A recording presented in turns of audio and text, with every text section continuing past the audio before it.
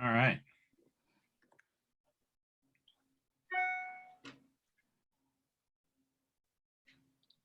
Well, good morning, everyone. This is a public meeting of the Indiana Arts Commission Advisory Review Panel, convened to review applications submitted for the regional initiatives grants for the fiscal year 2021. My name is Chad Bolser. I'm the commissioner from Richmond. Today is April 28th, and we are meeting by conference call and streaming live from a webinar. We welcome applicants and other guests who may be listening in today and would like to remind you that you are muted for this review. There is no direct contact or conversation about the evaluation and disposition of the applicants before, during, or after the panel meeting.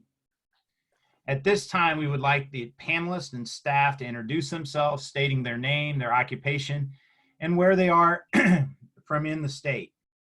I'll call out your name. Selena Wu. Hey everyone, my name is Selena Wu. I am the Exhibitions and Licensing Coordinator at Newfields, the IMA, and I am currently in Carmel, Indiana, and I'm very excited to be a part of my very first grant panel. Thanks, Selena. Jolivette Anderson Duwaning.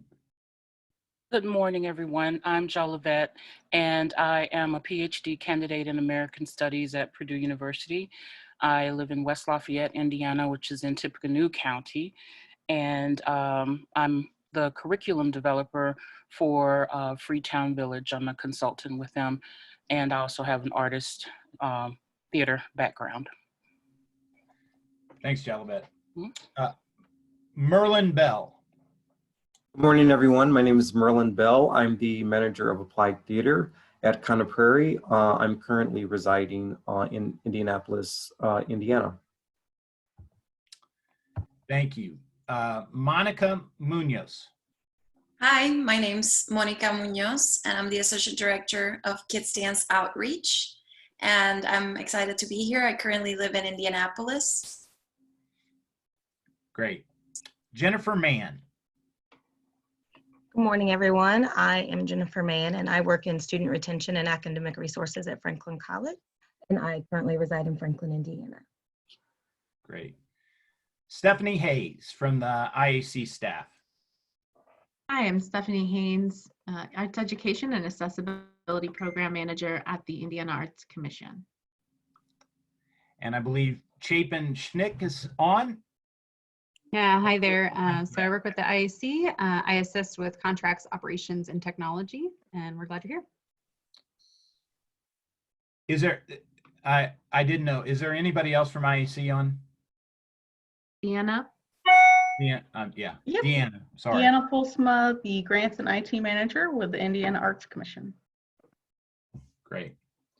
So now we'll begin the panel review, and this is how the process will work.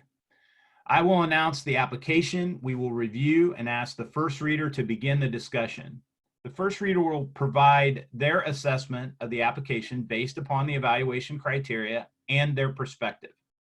Panelists, please note that the application does not need to be recapped since everyone has read it. Just provide your comments. After the first reader is finished, I will ask the second reader to present any new, additional, or opposing comments. We are not looking for consensus, just a full evaluation from the different perspectives panelists bring to the table. After the second reader is finished, I will open up the discussion for the full panel to offer their perspectives. Remember, in the interest of time, we are only looking for new and additional or opposing viewpoints. If a panelist has a conflict of interest, we will be placing that panelist's video and audio on hold during the application evaluation. And we'll do that. We'll ensure that that takes place, and then we'll bring them back in the next part of it. Finally, once the application has been reviewed by the full panel, we will ask the panel to update their scores in the online system. It is common for scores to change as a result of this broader discussion. And then once that is complete, we'll move on to the next proposal or application. Are there any questions?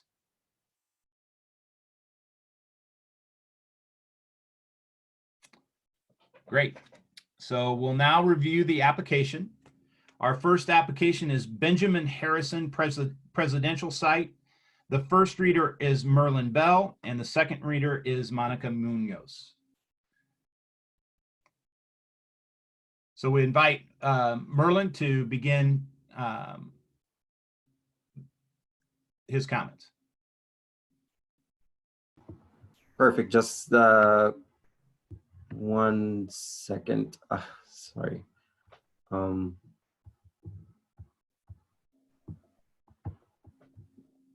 Alrighty. So just give me 1 second. Okay, so the Benjamin Harris Presidential Site invites supporting for our community-based theater program. So I thought that my thoughts for this application was they did very well in executing what they were trying to do, and also being able to give the artistic vision on where they were trying to go with their project. And looking through this, the community engagement, I thought they also kind of provided a well laid out plan of where they're trying to go with the project as well. Sorry, I'm just trying to navigate through Zoom and here. So Okay, take your time. You are absolutely okay, Merlin. Don't worry about it. yes, perfect. Okay. Project management.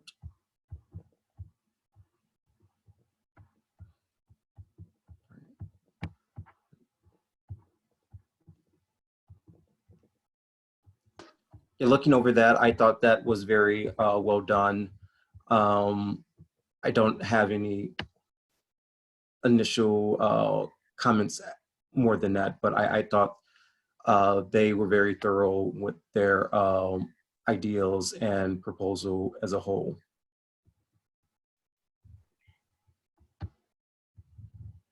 Right.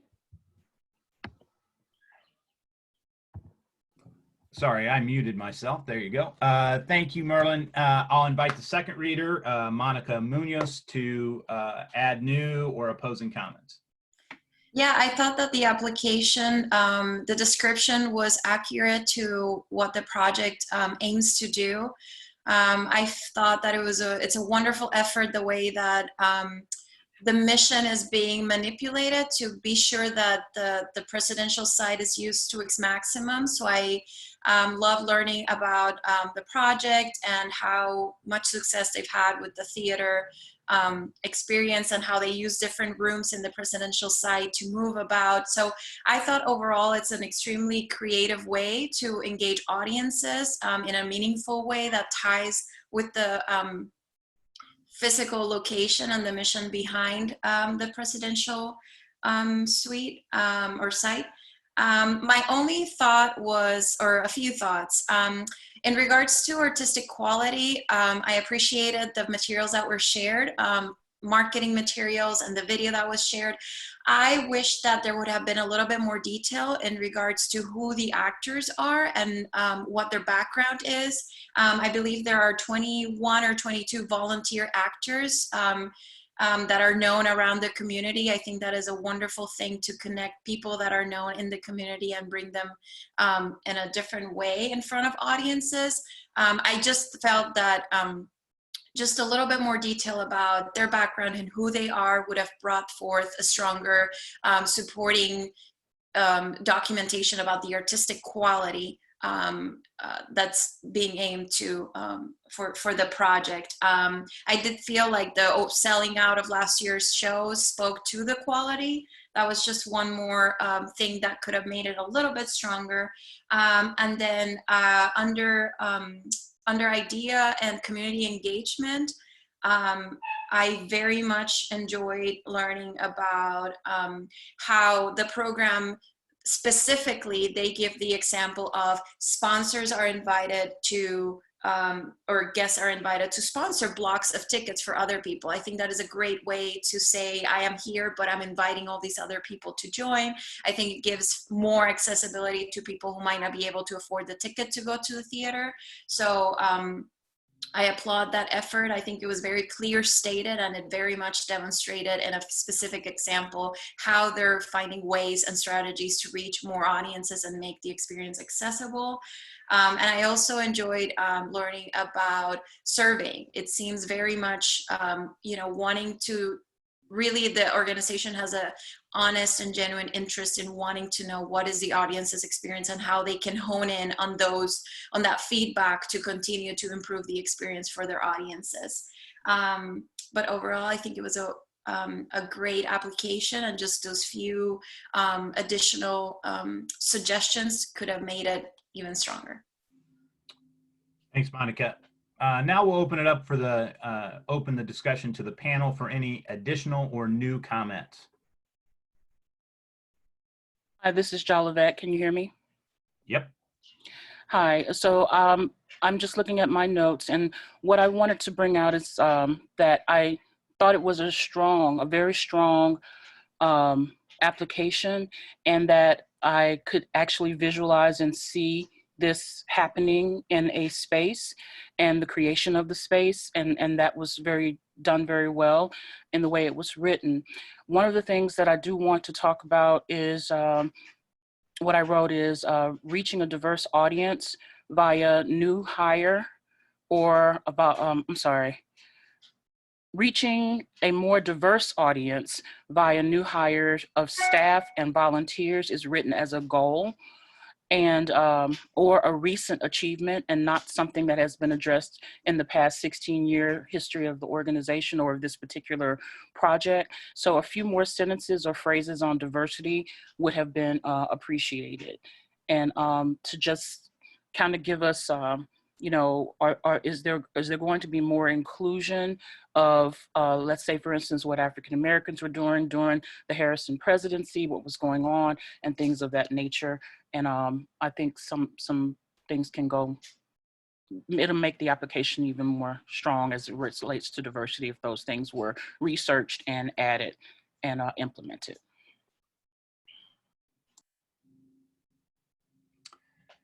Thanks, Jolivet. Any other panelists have additional or new comments?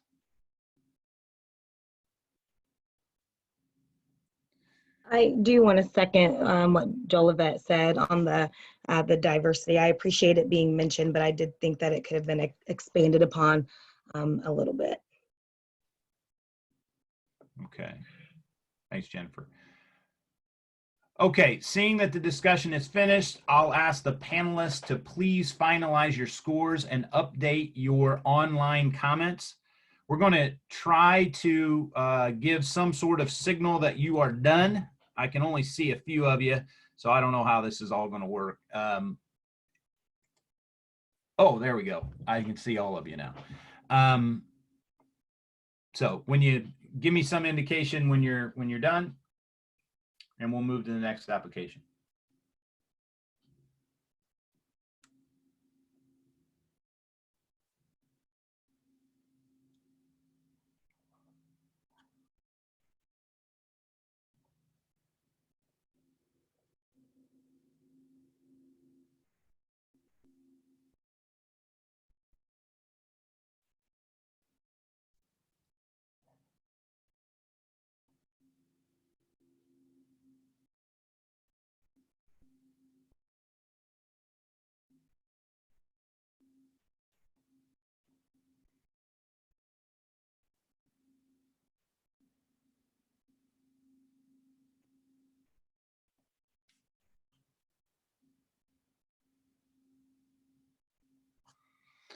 Okay, I think we have signals from everyone. Joe, I'm checking with Joe Levette. That's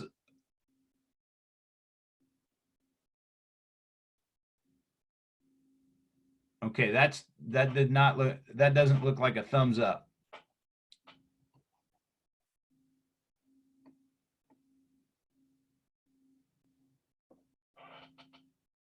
Oh, thumbs up. Okay, great. So is everyone's ready for the next application? You got that up? And we will navigate through the technology glitches, so don't worry about that.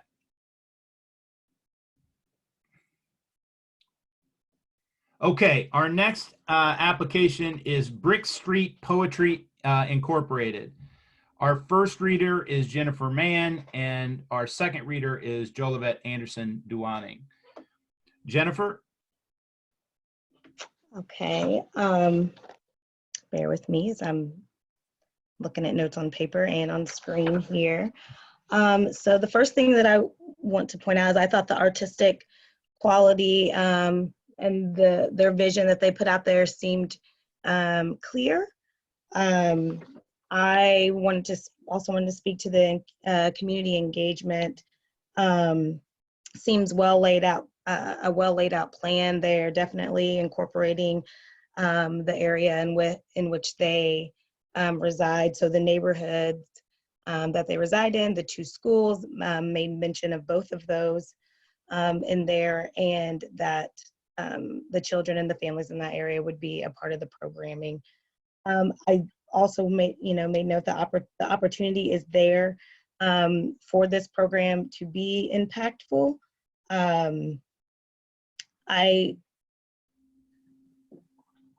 I said the opportunity is there for it to be impactful just because I would have liked to have known more background of the participating artist or ones that would be hosting or leading the workshops and acting as volunteers. But their mission as Brick Street Poetry seems to connect well with this programming. Some other notes that I've made.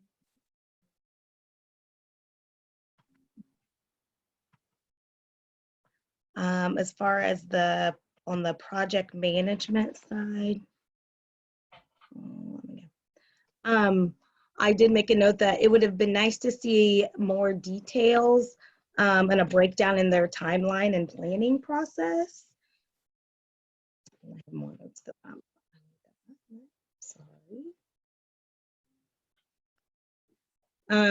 There weren't a lot of details there, and from what I did read, it didn't seem as if there would be enough time to really plan and prepare and get the program, a quality program out there. So I would have loved to have seen more planning details. And then also, while they spoke to the utilization of the schools and the community in that area, when I was on the social media and stuff, I believe it was in their project description, they spoke a lot to the neighborhood and the mix of it being African American, Hispanic, and mixed race children. And they would be, that would be who the programs are kind of geared towards, but like their social media presence and website did not really showcase the neighborhoods, the schools, or those populations. So I would have like to have seen that represented. I would have liked to seen diversity represented a little more online. Yeah, I think that, and that speaks to the IDA and the community engagement portion as well. Other than that, yeah, those are my comments. Thank you, Jennifer. I'll now invite the second reader, Jolivet, to add new or opposing comments. Thank you. The only new comments that I have outside of what Sister Jennifer has mentioned here is that, scrolling down, give me just a second, or scrolling back up.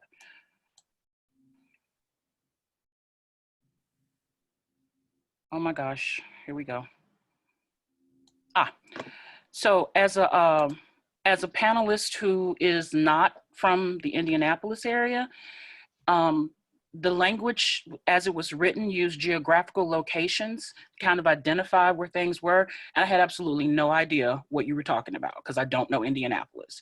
I think you use geographical locations like north of such street, west of another street, or something along those lines. And while the description of African American, mixed race, so forth and so on, was used, there could have been some additional language. I know some people don't like using percentages or using terms like underserved and things of that nature. But as a person who's not from the area, the geographical locations did not work for me. And it would have been helpful to have some of those percentages so I'd know the targeted populations of folks that you're serving who are going to meet the ideas and community engagement as far as communities and populations served. That's all I have new to add. Okay, now we'll open up the discussion to the panel for any additional or new comments. Yes, I just had a couple comments for this this grant. So for the artistic quality, I thought it was unclear how they used past surveys to inform this year's planning. And I was just suggesting that they better clarify that in the future. I would also describe what is happening in the pictures that they presented in the artistic quality section, because they had pictures with kids, but it just didn't seem clear to me what was transpiring. For as community engagement, I just said I would suggest to further flesh out the community engagement and IDEA narrative to help the reader better understand what the project is trying to do. And for project management, I suggested that in the future to further unpack the project and staffing needs, because it is unclear what you needed to help staff 100 youth, because for the amount of staff that they had, it didn't kind of match up with how much they would be serving, the youth they would be serving. I will also suggest to flesh out the timeline in greater detail and kind of do a rough estimate on what each goal you're trying to achieve month by month, instead of just a kind of overall overview. But that's all that I had.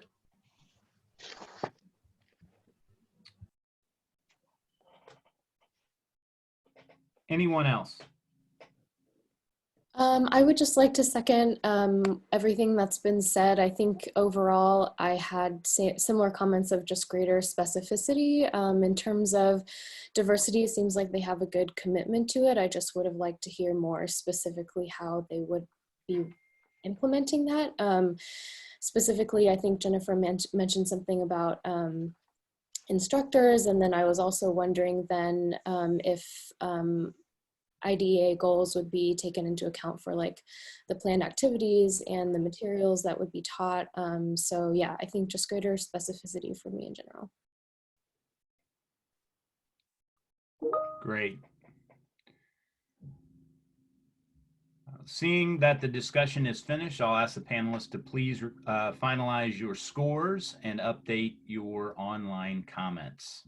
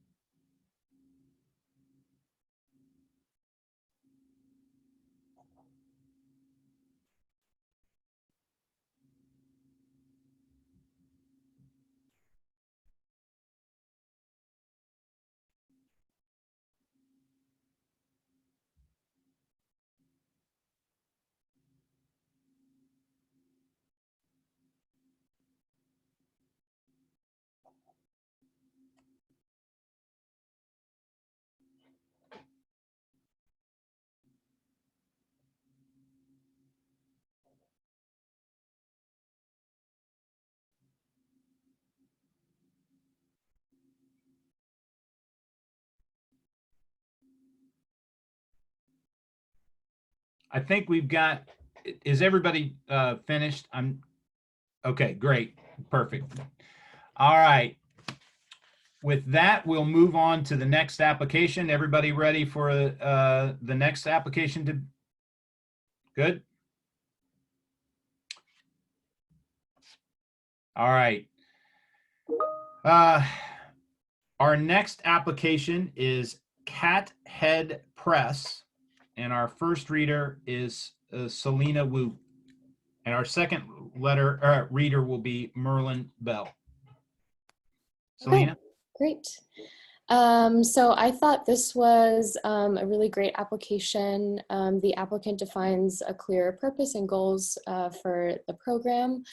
I would be curious to know, I don't know if this is super necessary, but I just would be curious to know more about the significant increase in demand for programming that they mentioned and how specifically that shaped the program goals.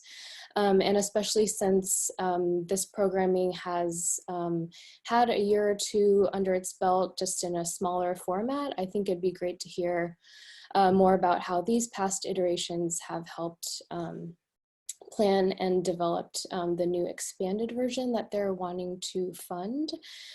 Let's see. I think they outlined great reasoning and support for their hiring of the new outreach manager, and it demonstrates a clear effort to not only align applicant expertise to what the program is wanting to implement, but also making sure that that really fits with community interests, especially with board approval and all of that that is involved. I love the pictures that they included. I think that really provides a great visual to further understand what they're trying to do and the activities that will be involved. I think in terms of community engagement and IDA goals, I think it was very strong in this as well. It's a very well-focused community that they will serve, and I really enjoyed that. And it sounds like they have the help and guidance of a really credible partner.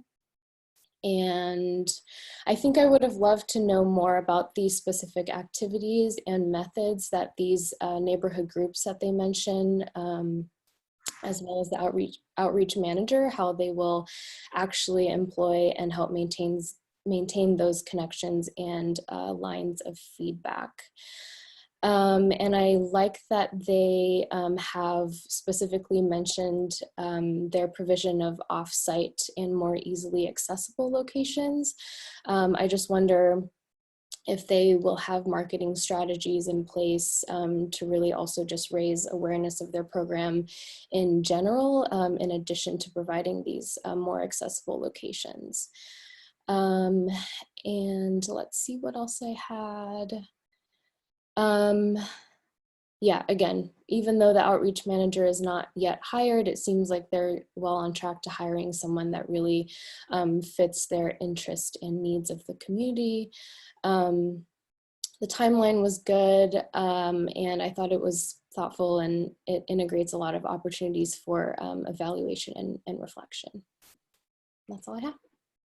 Thanks, Selena. Our second reader is Merlin. Do you have any additional or new comments? No, I absolutely agree with Selena on a lot of the comments.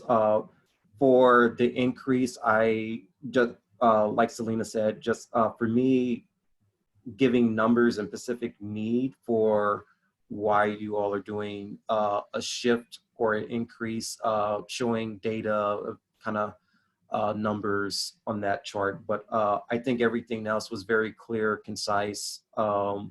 They really took the time and care to kind of really flesh out their vision for the timeline and the community engagement. So I thought it was a very strong application. So now we'll open it up to the open the discussion up to the panel for any additional or new comments. I second what has been said. I think that, yes, ideally it would have, there's always a tiny bit room of improvement. I felt as though the application was very strong, and I felt like for the criteria that was requested and for the questions and the space that is provided, I felt like the application was very concise, and I wasn't quite left wanting as much. I felt like it was answering again the questions and providing the information that in this scope I felt like was appropriate. So I thought it was a very strong application. Anyone else? All right, seeing as the discussion is finished, I'll ask the panelists to please finalize your scores and update your online comments.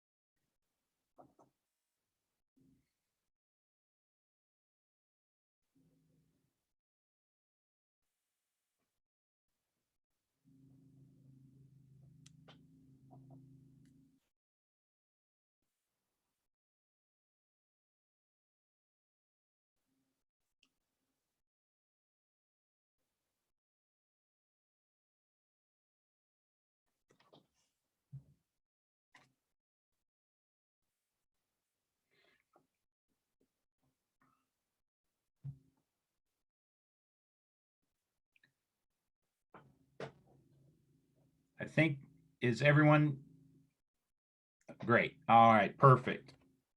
We'll, if everyone's okay, we'll move on to the next application.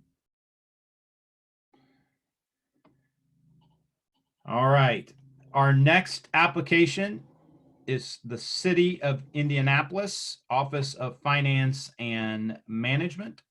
Our first reader is Jolivet, and our second reader is Jennifer. And I'll invite Jolivet to start your comments.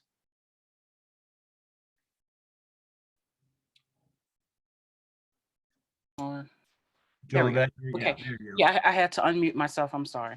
Okay, so this is the Garfield Park Art and Music Festival through the City of Indianapolis. I enjoyed reading the project, especially around the themes of healthy living, social engagement, and a love of nature. I could also, on this application, I could also envision how this happened. I appreciate the spirit of the application, how it seems to have started from within the community, kind of like a grassroots kind of thing, and approaching the city and approaching sponsors and giving that background. As an artist who has worked from the bottom up, I can appreciate building those relationships within the community space, and all centered around music and the love of music. So the artistic piece, I was able to wrap my brain around and understand, and could see myself in that particular space and how that event actually came about, came into being. As for the community component or community engagement aspect of it, once again, I'm able to understand what you're trying to do. I'm able to understand how it was done previously and how you kind of want to improve upon what was done before. So that was good. I also really did appreciate the diversity component in there, where you have female and female identifying artists, you know, focus on African American and Black artists and Black music and things of that nature. So I could envision it being rooted in the local and reaching out and extending into the community to kind of embrace everybody in the community and also have that representation in the community as well. So thank you very much for that. And I did have, under project management, I think I had a note down here. I wrote myself a note that says the match looks off a bit. And let me scroll down and see why I said that. Let's see. I'm not quite sure. And this is not my fort at all, looking at numbers and money. So I'll let someone else chime in if they caught anything that seemed a little bit off. And if I'm wrong, then we'll just leave that alone and I can change that score. That's all I have for now. All right, I invite the second reader, Jennifer, to add new or opposing comments.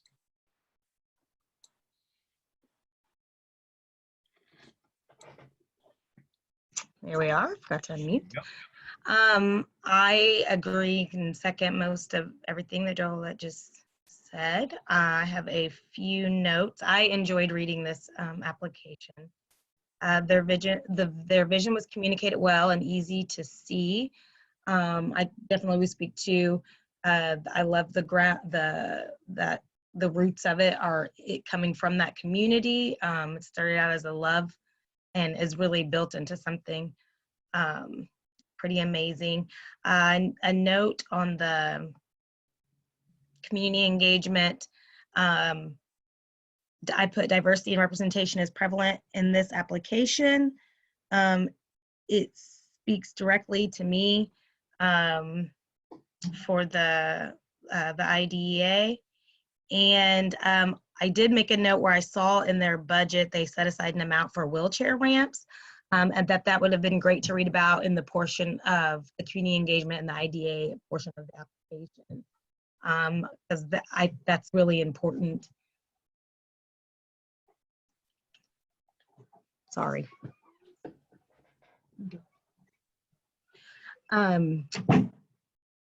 I think that's important to speak to those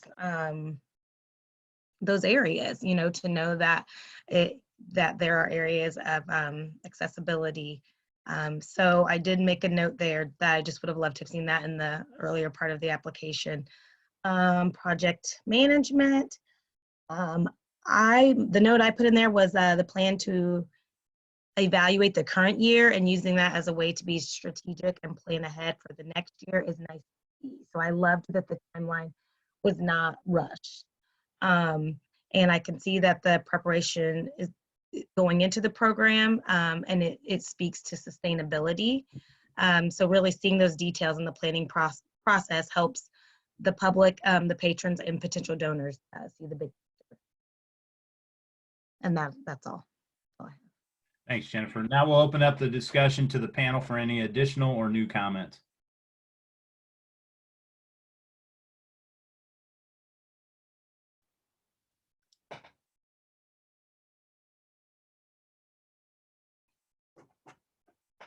Okay.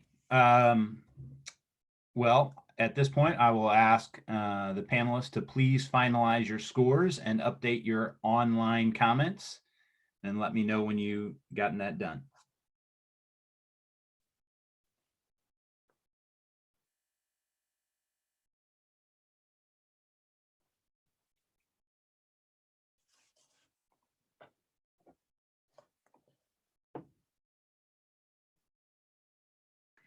Can anyone clarify Jolivet's question about the budget?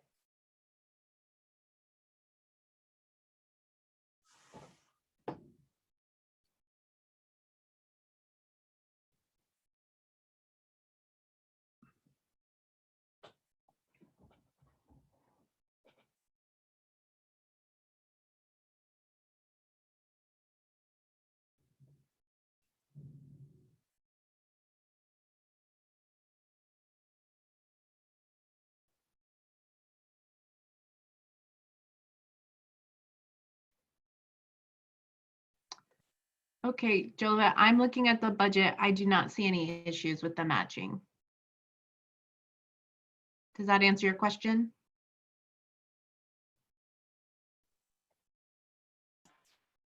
That's fine. I was trying to take myself off of mute. I'm sorry. I just wanted to make sure you were clear or you got your answer. Yes, that's fine. I was looking at it and I don't know why I wrote that. It could have been because it was 3 a.m. or something when I was on it. But yeah, thank you for taking a second look at that to make sure that I was not, you know. Sure. Okay. so let me.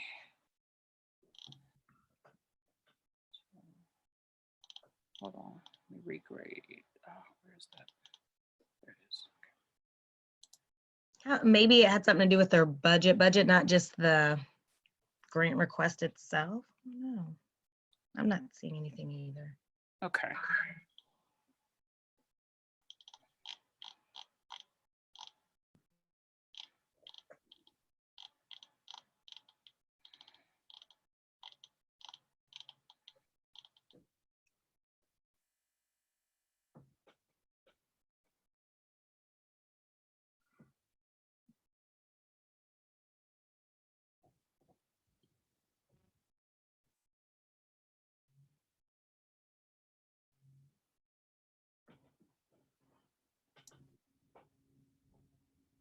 If it's a 50% match, I'm seeing the grant request, booth fees, And also add in the in-kind for matching. okay, Half of the match can be in-kind. okay, Only that- half, yeah. Mm-hmm. okay. I told you I don't need to be looking at numbers, but okay. That's good. It's a good question. I'm glad we got this early, got it sorted early.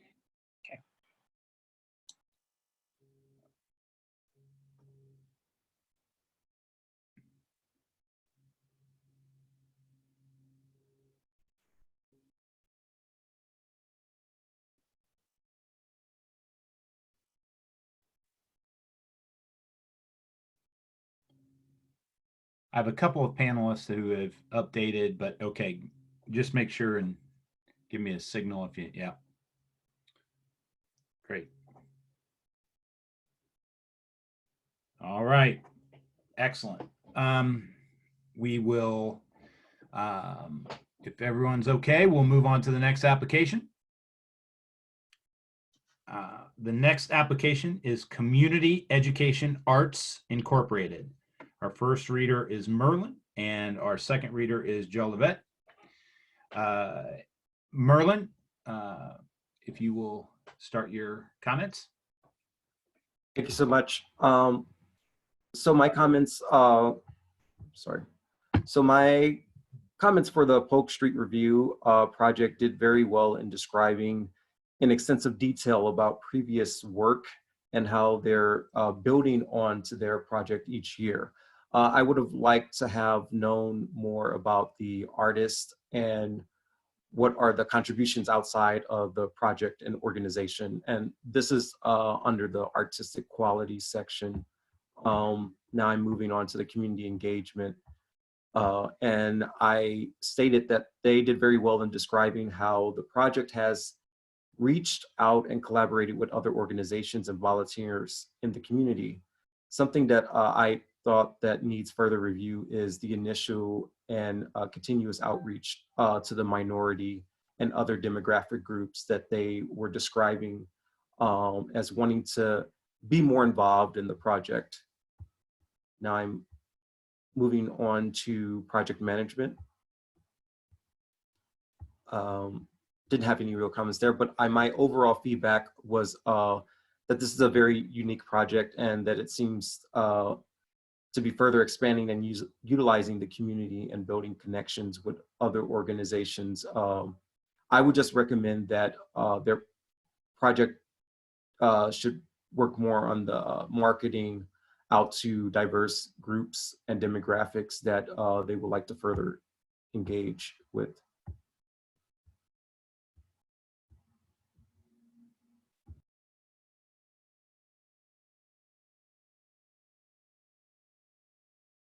I muted myself. Okay, I'll invite our second reader, Joe Levette, to add new or opposing comments.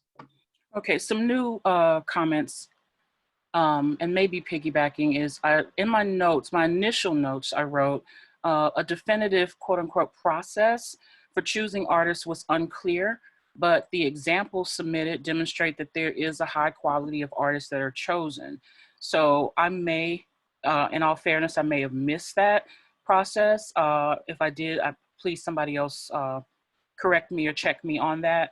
But how these artists are actually chosen was something that I did not catch in my reading and rereading of the material. This is a wonderful local project, and I really enjoyed reading about this kind of work and how local communities come together to talk about place. My research is actually race, place, and space. So understanding place and where people come from and where people have to go back to actually get a sense of who they are as a human being. So that this is the kind of project that I felt really, really captures that. So kudos to the folks doing that work. I did write in my notes, this is a wonderful local project. While I understand the absence of diverse participation due to demographics of the population, I encourage you to seek via research and outreach the history of the African American and Native American stories for possible inclusion into the work you do. There is a European settler focus in the placemaking, but history tells us there are other histories present, but not often known. Research could lead to creative projects in photography, writing, and more that could fit into your publication and podcast and foster intercultural projects and participation. So that is the note that I wrote there for the community component of that. And let's see my updated notes.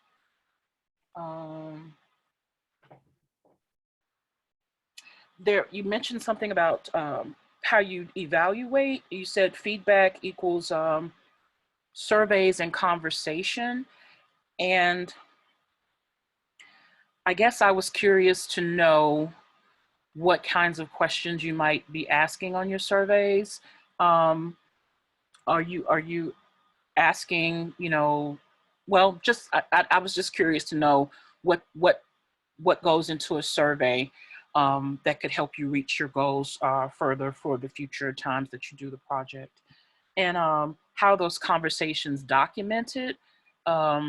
Is it just kind of an informal conversations that you have among your network, or how does that actually take place, and how can that be documented in the grant process so that I can have, or as a reader, I would have a greater clarity? And that's all I have. Okay, we'll now open the discussion to the panel for any additional or new comments on this application. I have a comment speaking to the community engagement and the IDEA portion.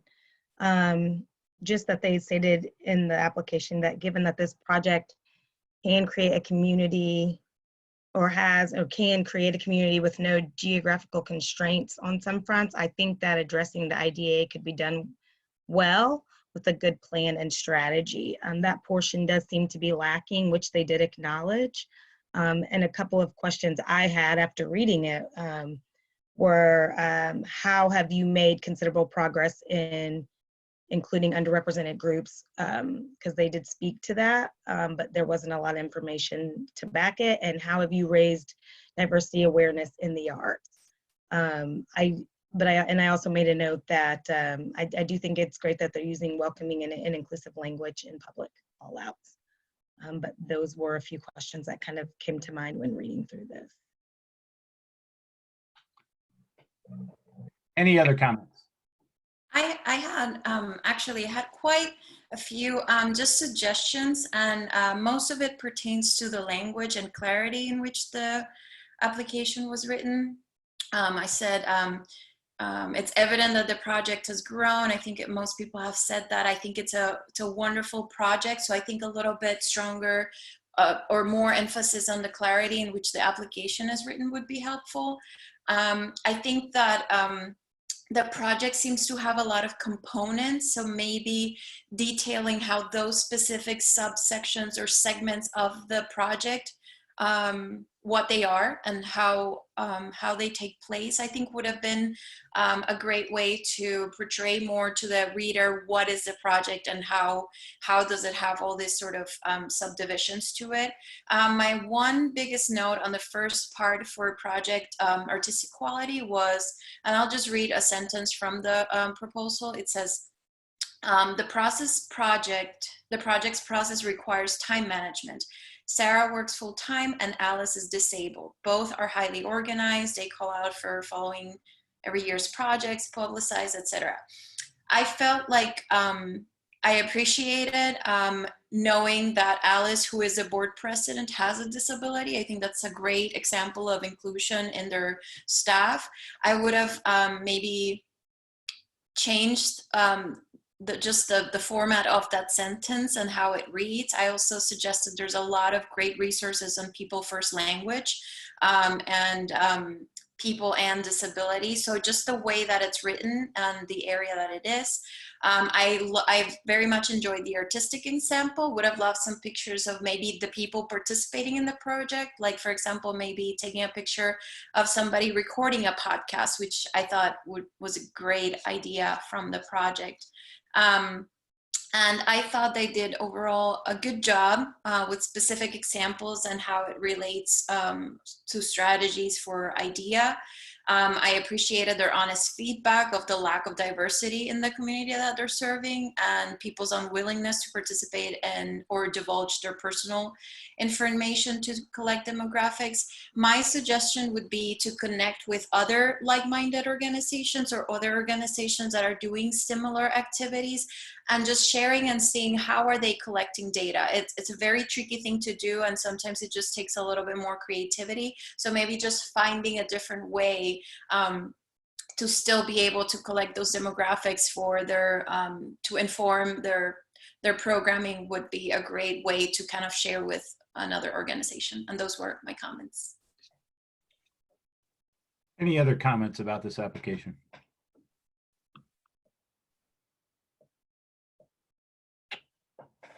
Okay, looks like the discussion is finished. I'll ask the panelists to please finalize your scores and update your online comments.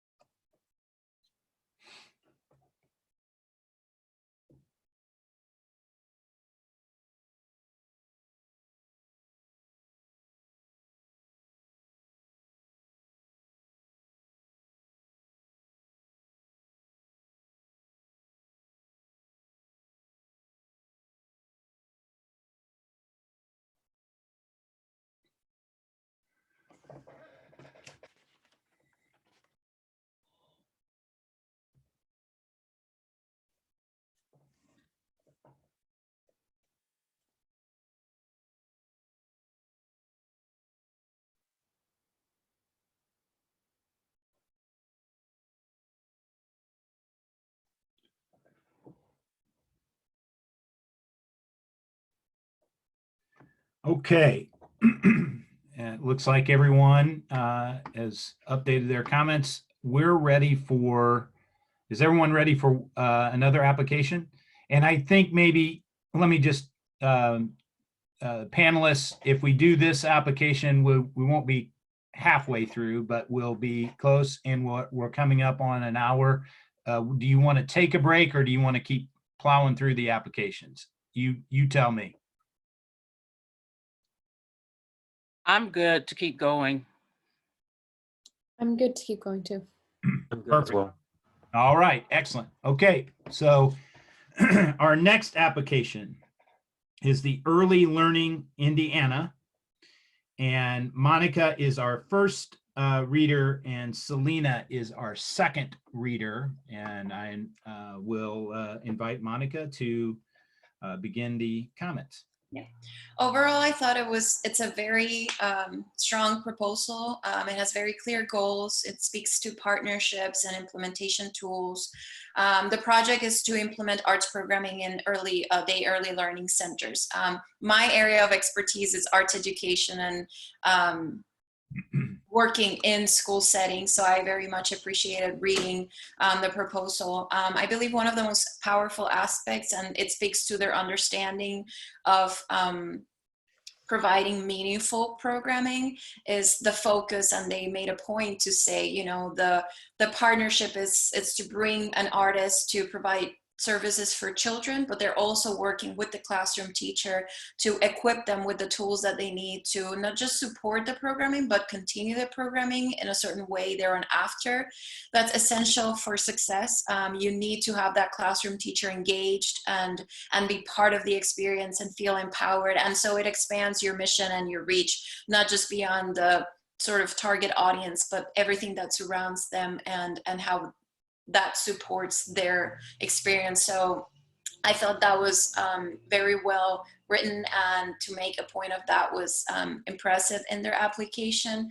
In terms of community engagement, they do a great job recognizing that additional options. They mentioned that they were offering some of these art things sort of additional or added on, and it was very much limiting the participation for the children. So recognizing those barriers and embedding those programs into the school day is essential, and making it accessible for all.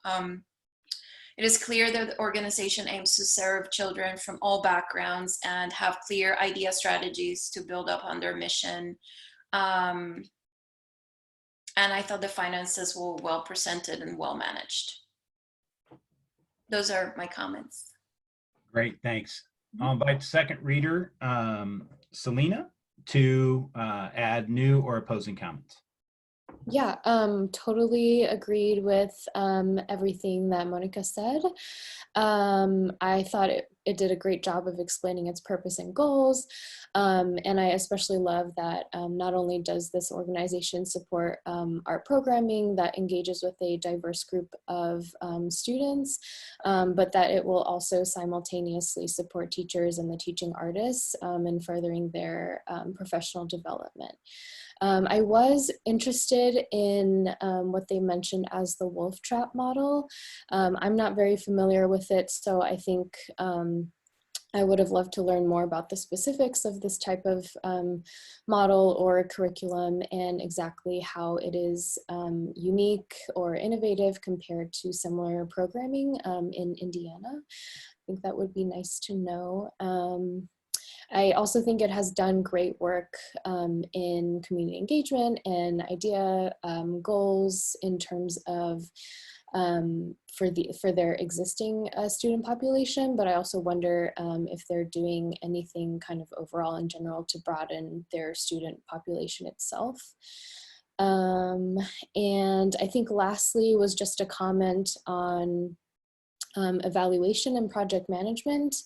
It seems like their programming is in very capable hands, teachers and leaders, but I also wonder then if there are kind of like more regular check-ins set up to ensure continued progress and meeting curriculum goals and everything. And that's all I had.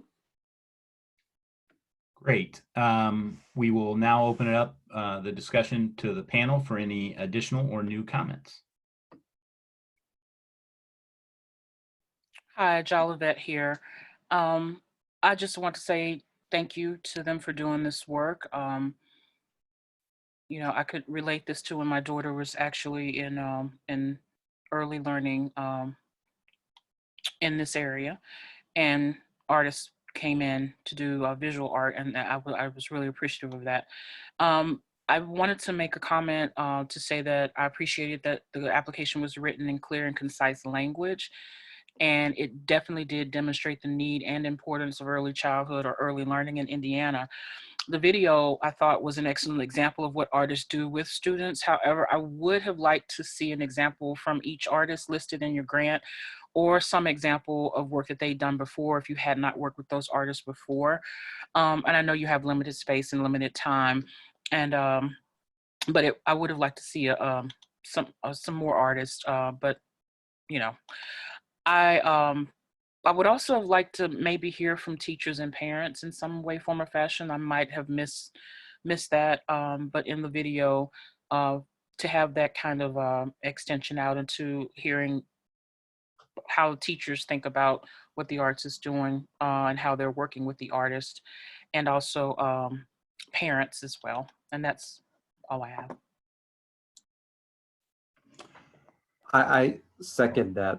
Just to piggyback, I wish the video was just a little bit longer and fleshed out, at least to about a solid 3-minute video. That's kind of, you know, a trailer for everything that they've been working on, or I mean, will work on for the current semester, because they offered a good teaser, but you know, I wish it was just longer.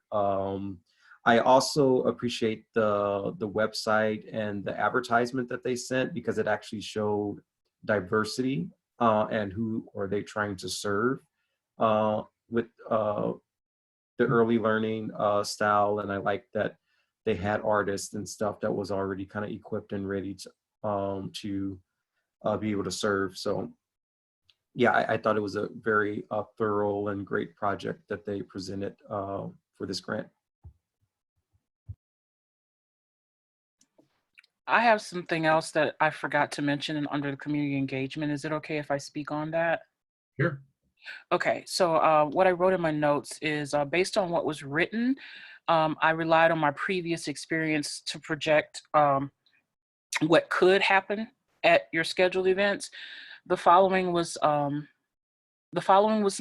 not made as clear as it could have been made in your narrative. Number one, a clear evaluation plan to measure success of proposed project. You described the extra activities as benefiting white 2-parent households, but did not address if this grant would balance that out to offer more inclusivity, or if that program was no longer offered because it was not accessible to all learners. So I wasn't clear on that point, or if that even matters for this particular grant, but I did notice that, and that stuck out. And number two, intentional IDEA strategies to increase access, address barriers, diversify participants, include underserved, so forth and so on. I did not read intentionality in some of these areas. So what I did revisit was that you hit some of those areas, but not all of those areas. So that's probably why I wrote that initially when I wrote the grant. So and when I say intentionality, it just means that. Are you intentionally trying to definitely reach these these diverse groups and diverse populations? And you may be limited in that because of who's actually bringing their children to the these centers. That's all I have. Anything else from the panel? Okay, with the discussion being finished, I'll ask the panelists to please finalize your scores and update your online comments.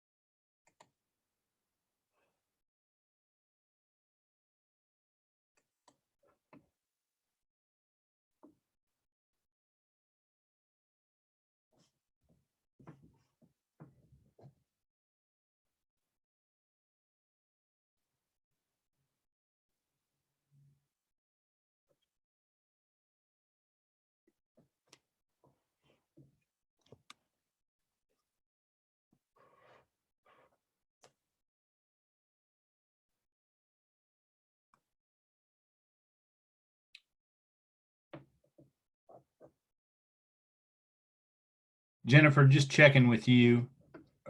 Okay, great. Sorry about that. I didn't see it. Okay, we'll move on to the next application. The Franklin Heritage Incorporated. Our first reader is Merlin, and our second reader is Monica. Jennifer has a conflict of interest, and so we will hide her in a closet away digitally, and where she has headphones on, can't hear, see what. Oh, okay, all right, moving on. Our first reader, Merlin. Merlin, you're muted. I got right onto it. I was like, oh, thank you so much, Yeah. Chad. And thank you for reminding me about that. Thanks. Yes, so for Franklin, starting with the artistic quality, I stated in my notes, I have suggested to describe who the artists are. I didn't get a clear sense on that in their answer or website that they provided. It was a tad bit confusing for me. Also, when they were having something about that we don't record their performances, but they didn't really offer a lot of information in a brief description section for that. Kind of moving along with community engagement, I suggested again to offer a clear description on what your evaluations look like and how you will implement them in your programs. I really like the fact that they are trying to hit students in the Franklin Community Schools who are economically disadvantaged. But it felt like, to me, when I was reading it, it just felt like an overview of what they were wanting to do and how they were trying to get there. Also, I felt, especially since they were wanting to focus, they were saying 42.2% was on people who are disadvantaged. I kind of felt that the number of adults that were supervising and assisting with the artists, which were 2 versus 60 kids, I thought that was kind of low, and not knowing just the overall scope of the kids that they will be or working with. But for project management, I thought the timeline wasn't clear to me. It felt very just kind of all together. It just felt like another overview for me. And I wish they would have just broke it down month by month. It would have been, for me, it would have been easier to read and kind of dissect what they were trying, what goals they were trying to measure and aim for each month. But that's all that I had for as notes and kind of my general overview of the application. Great. Monica. I think this application and the project has a lot of potential. I thought a lot of it is very well written and presented. I do have a few kind of comments or suggestions and feedback. For artistic quality, in the pictures that they included in marketing materials, I would have loved to see pictures that showed more of the process of the project. It's a 2-week program that leads to a performance. And I felt like the artistic documentation was very much about the presentational project. Would have loved to see how do we get from A to B, because I think that's where the heart of it is, right? If it's an educational experience to carry the children through, seeing how the artists work with the children, depicting that ratio of leaders to children, and who are the children, what do they look like, what ages are they? I know that they mentioned serving or opening it up to children K through 12. But you know, who's managing the stage, who's backstage, you know, being the stage manager, because there's all these other things that children can do, not just act in the performance. I think more of a depiction of that part of the experience would have been really great. In terms of the community engagement and idea, I think that there's a lot of opportunity with this kind of project and applaud their efforts to make the experience accessible to all. I do think that more details on specific idea strategies of how they're going to reach the children who don't have access, right? These underrepresented communities or underrepresented children. Identifying other barriers that exist, right? We know that just saying free doesn't mean that people are just going to show up. So, you know, there's, I mean, just as an example, I don't know what the barriers are in the community, but, you know, transportation, accessibility, resources for children with disabilities. If you have children that have a disability and are participating in the program, how are you making accommodations to make sure that you're serving them the best that you can? So a little bit more speaking to that. Communications with, you know, if you have non-English speaking families, how are you going to make it happen for them to be engaged, for them to know when the classes are, that they have to come to the performance. There's a lot that goes behind that. So knowing more specifics of how you are making the experience truly accessible to all, and starting by identifying what are the barriers that your community faces.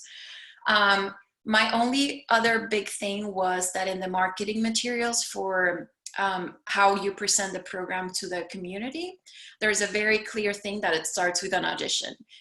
Being in the theater and being a performer, I understand that auditioning can be an integral part of the learning experience, and I think that it has to be there. However, I would caution to having it presented audition based. To me, audition means I need to have prior experience. I don't have the confidence.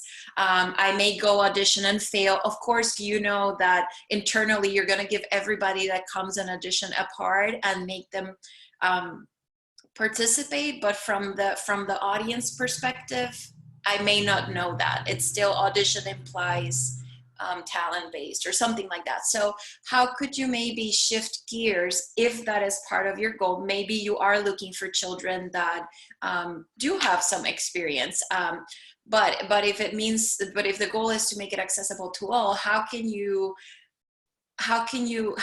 the first intake or the first presentation not have the boundary of an audition? Maybe an audition happens as part of the program, so it's embedded in the learning experience as an exercise.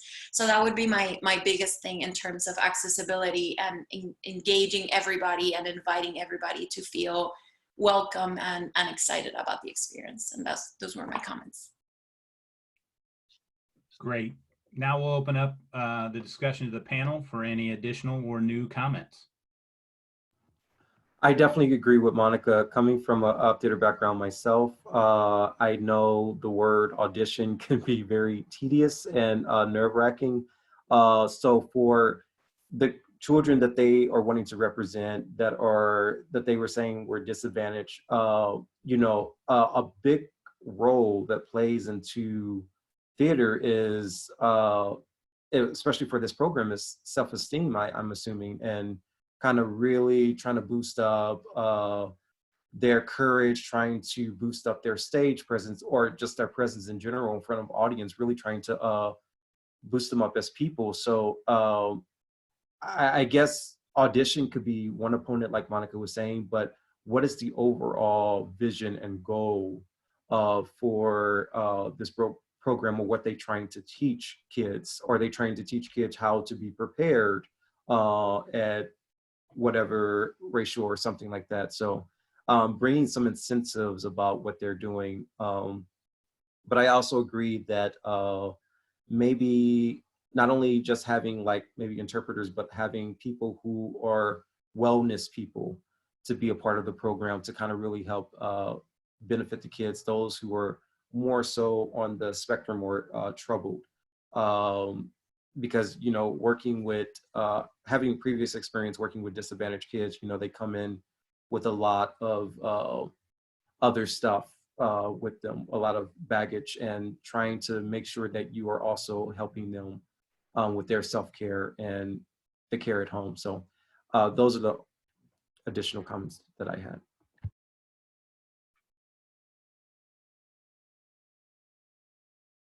Any other panels?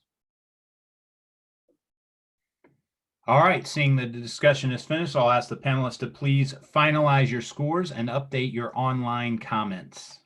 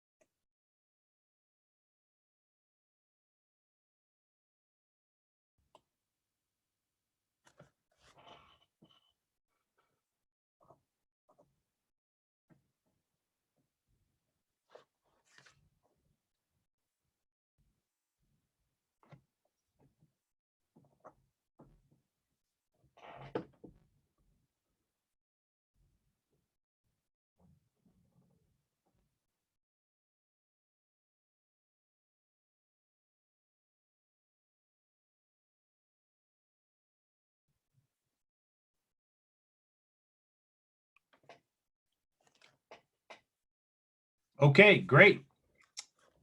We'll move on to the next category, and we'll invite Jennifer to come back in.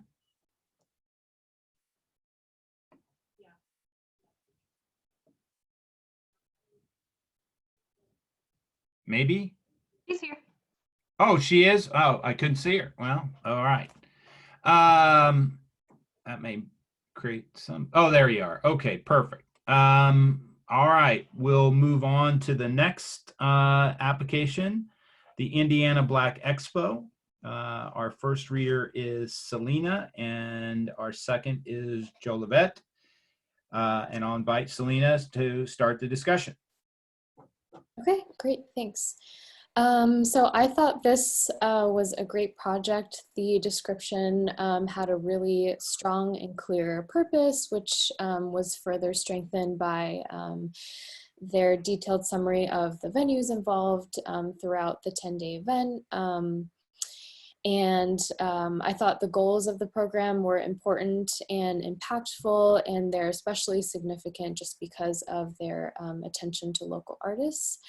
And it was also really great to see throughout the different venues that there would be a inclusion of a wide range of media, from film to literature to like traditional fine art, which was great to see. And I really enjoyed the photos of the past exhibits. I think that really helped to visualize and support the kind of quality experience that this event would provide.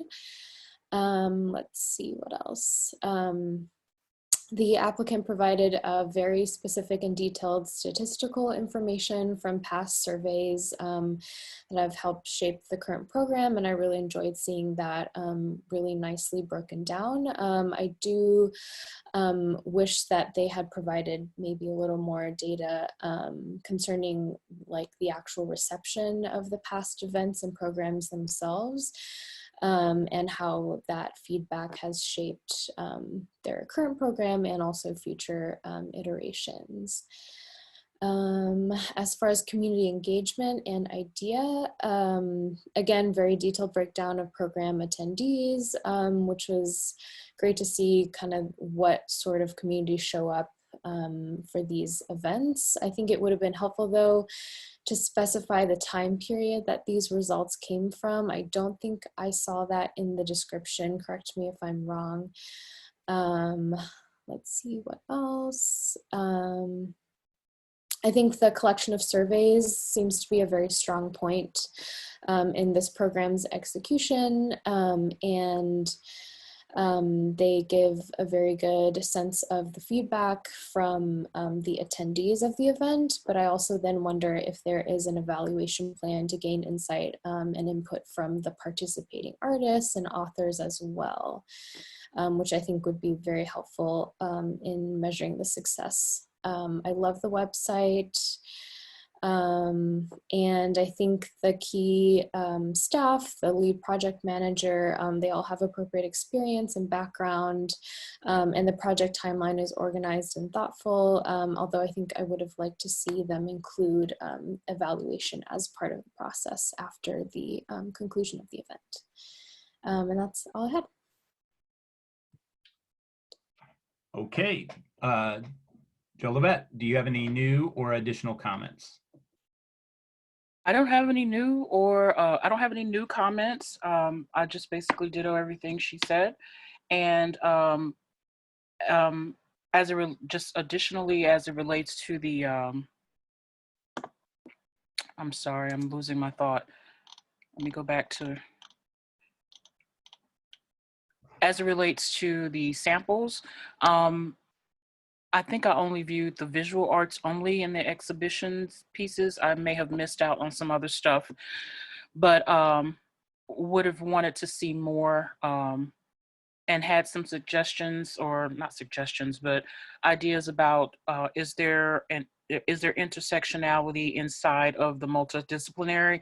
And what I mean, is there a spoken word response to visual arts and so forth and so on? Or are these 4 areas, are they all just individual and unique unto themselves? Or is there some kind of merging or blending of what goes on overall? And is that the definition of multidisciplinary? And it might be interesting to see or have young people respond to visual art in the form of spoken word or something along those lines. But I could see those kinds of possibilities and things happening as they speak to inside of the grant and trying to grow the work that they're doing. And that's all I have. Okay, we'll open up the discussion to the panel for additional or new comments.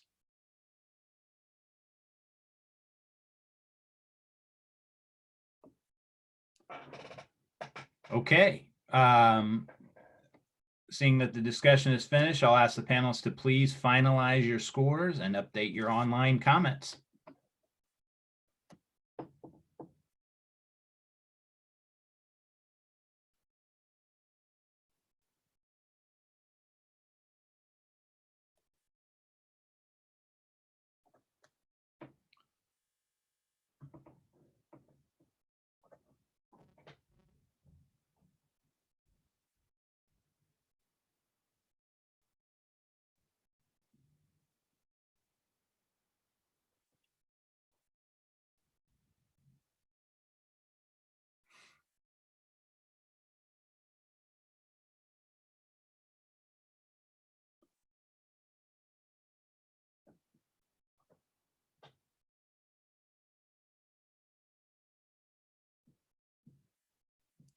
All right, great.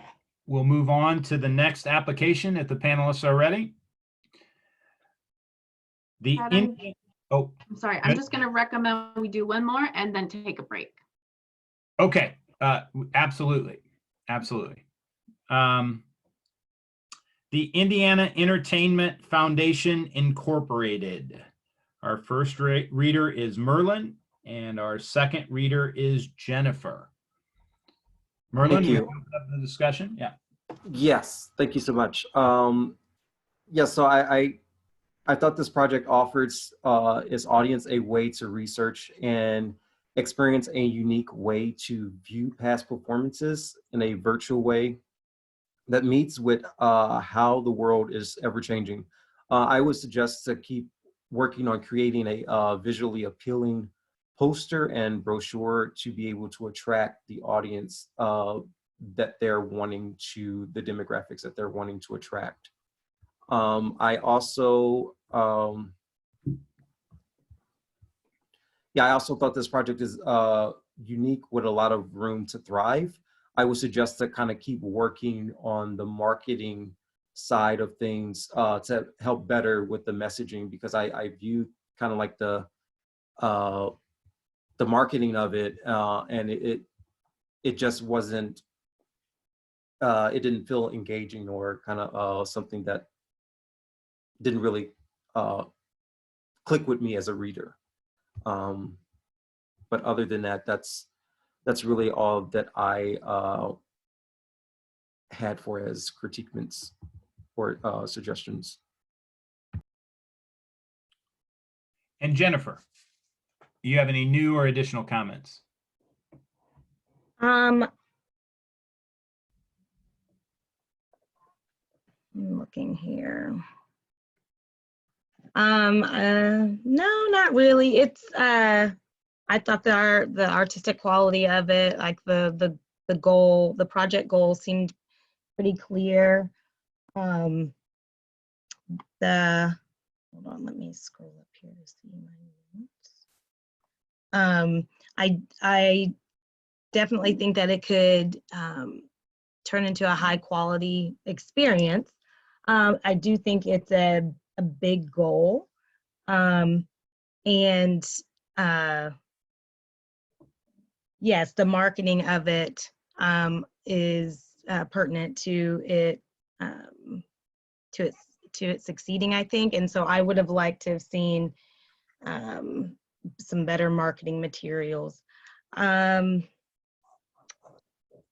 The one thing I will say about, as I didn't see, or I didn't read and I could have missed it, so let me know if I did, if they are developing or if they have some sort of created tool to measure the success and what that would look like. Would they be measuring the success off of memberships, off of the amount of information collected or contributed, or off of clicks? That was unclear to me. And then of course, I mean, I definitely think it's, but the community engagement part of it seems, I mean, it's all basically community engagement. The contributors are the community. So yeah, I don't, aside from that, I don't really, I think it's a well laid out plan, just some better marketing, and then a mention of how they plan to evaluate what they're doing. That's all. Okay, now we'll open up the discussion to the panel for any additional or new comments.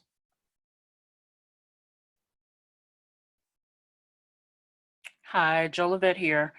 The note that I wrote initially says that at first review, and I'm thinking this is from the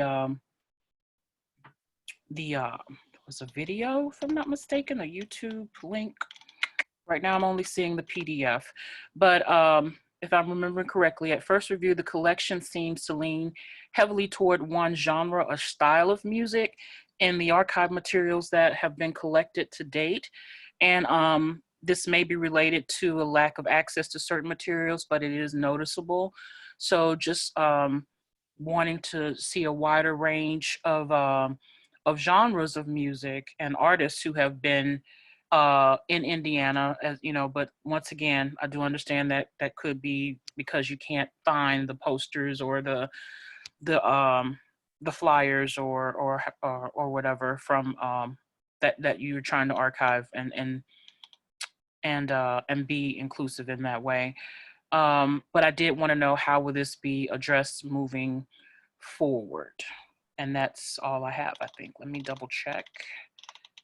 Yeah, that was one of the questions that's the only question that I had, or comment that I had. And kind of second that, because they did say they were wanting to be a virtual museum and sort of like a Wikipedia and all that stuff. So I definitely agree with you, Jolette, that that it shouldn't be just one genre of music, but like multiple genres. So how would that look for us partnering up with other museums that might have that, for less IHS or something like that?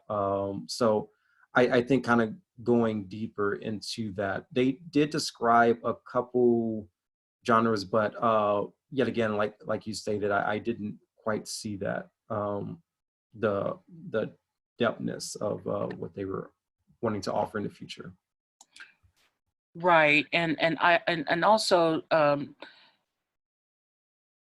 as someone who digs around in archives quite a lot, I'm well aware that what gets put into the archives is also a process. Things are just missing, and I was just wondering if there are some untapped community resources of music lovers who have private collections that they may feel around to look for these kinds of things, to have more stuff from different genres of music, and Indiana and its uniqueness, right?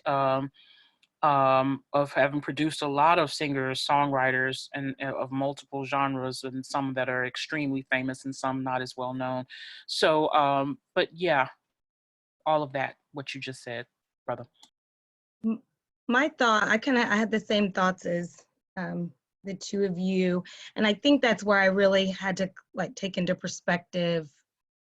It's saying it is a big project, and they are definitely in the beginning stages, which I think is what this grant is more for, is to help get them to those places. But I agree that definitely need some diversity in the genres represented.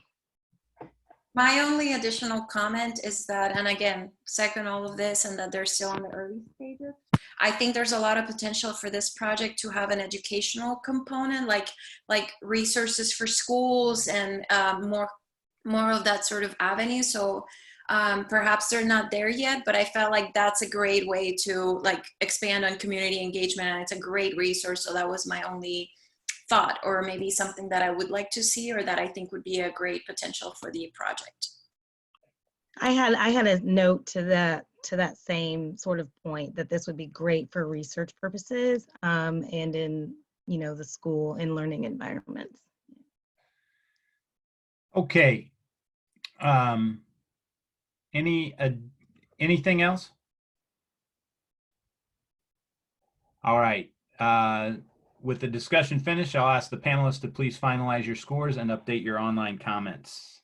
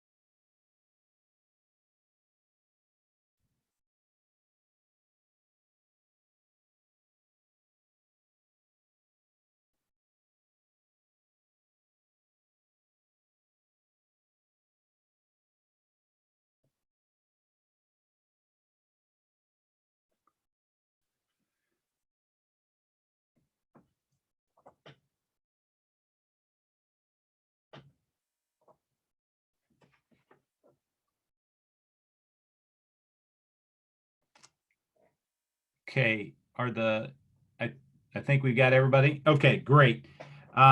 Stephanie, I'll look to you. How long? 5 minutes? 10 minutes? What do you want on this? I'm thinking if we say 6 minutes, it'll be 11:40. Now it's 5 minutes. Is 5 minutes enough? Come back at 11:40. 5 minutes.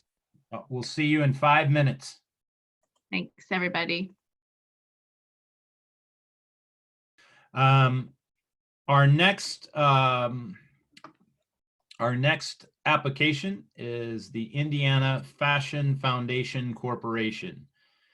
Our two readers, our first reader will be Jennifer, and our second reader will be Selena, and I will have Jennifer start us out.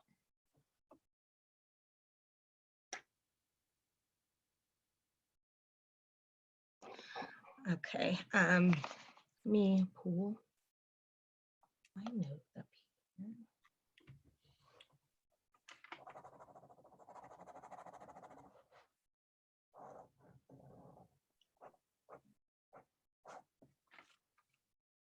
Sorry, my computer's moving kind of slow.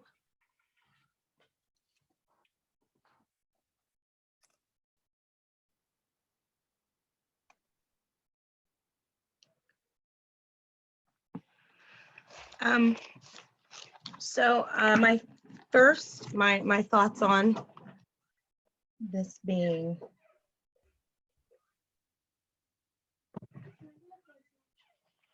I'm literally on the video right now.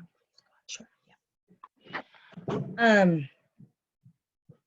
Reading this, there are it appears that there are lots of components, and I had a hard time putting them all together. So I would suggest that maybe they break down the different areas a little further down each one, and expand upon them. They speak to the 3-day accelerated program, so just maybe a more of a breakdown on what those workshops consist of. Also, the people, the participants involved, I understand there's an application process for this one, but who is leading the workshops, what artists are involved in that way. I would have liked to know more information on that. And another thing that stuck out to me was the diversity. It does state this program serves a diverse cohort of individuals who are establishing fashion businesses based and founded in Indiana. But it didn't really speak to much more in that way, who their actual target audience is, was a little lost on me. Some of my other notes. The timeline for the entire process, for as big of the process as this seems to be, I thought I would have liked more details in the timeline. And it also seemed like they're not allowing enough time for for the entire process. If you're factoring in different things, it just seemed to be kind of short. Let's see, what other notes do I have here?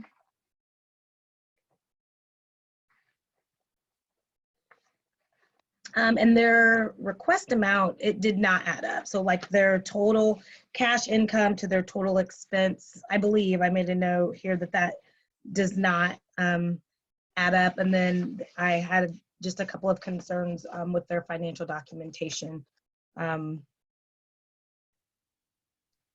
I'm not a numbers person, but just looking over their income and expense statements and their balance sheet. Yes, that's pretty much it. Okay, I'll invite our second reader, Selena, to give new or opposing comments.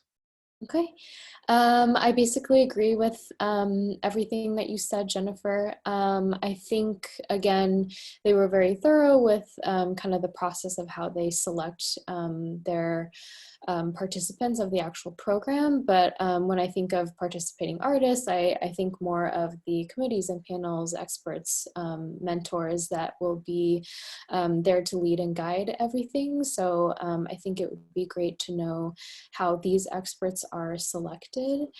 I think with the community engagement and idea portion, I think they need a bit more specificity. I think especially in terms of the program in particular. To me, it seemed like the details that they provided were perhaps applied more to, I think, the Indiana Fashion Week in general, instead of this pilot program, which I'm sure there are a lot of overlap, but I think maybe stating something specifically about this program in terms of those categories would have been helpful.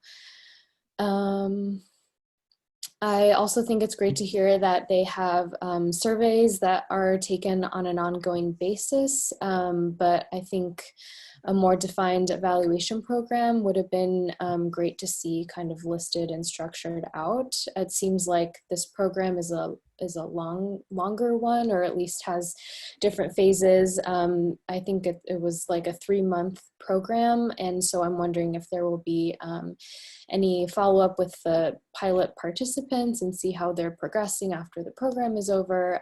So just kind of incorporating those follow-ups in the long term would be useful. And that's all I have. Okay, we'll open this up to the rest of the panel for any additional or new comments. This is Jolivet. I have some additional and might be opposing. comments because I interpreted the participants for this grant proposal to be those who are learning the industry at the 3-day event. So if that's correct, then my score is correct. If that's not correct, then, you know, we can discuss that and somebody can help me kind of flesh that out a little bit. Because as I was reading through under the organizational, mission statement, our efforts are centered around development and readiness in the areas of entrepreneurship, financial literacy, business acumen, industry knowledge, and creative skill set.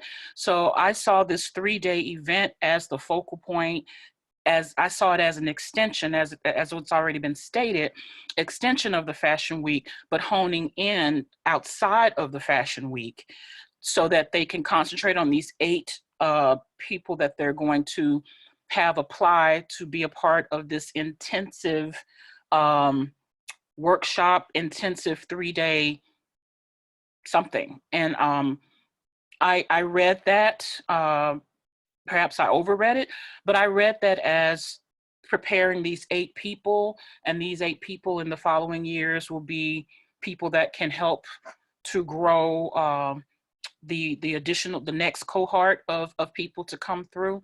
So I interpreted, I didn't interpret the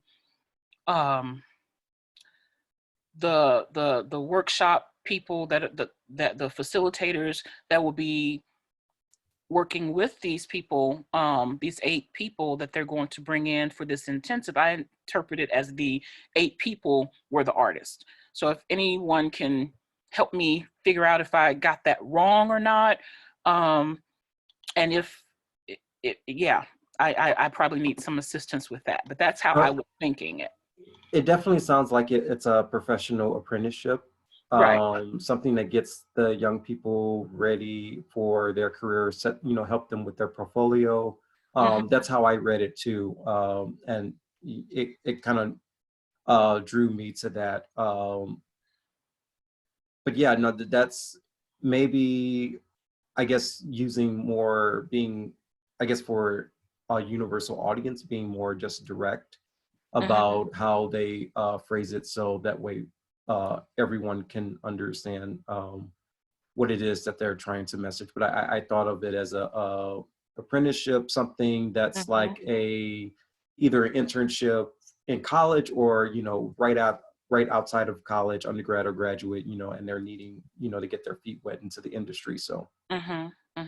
And they're kind of fortifying them with this skill set that they're going to need to have in the real world fashion industry, whether it's Indiana or whether it's New York or Paris or wherever. But these are these 4 to 5 touch points, as they call them, critical touch points that help to bridge them into the real work, the lived experience of being in the fashion industry in some component. So once again, I just see that first cohort, they are the artists. So that's, if that's correct, then, I'm good, as they say. Yep, bringing Paris to Indiana. Yes, okay. No, that's why I put my earrings on today too, right?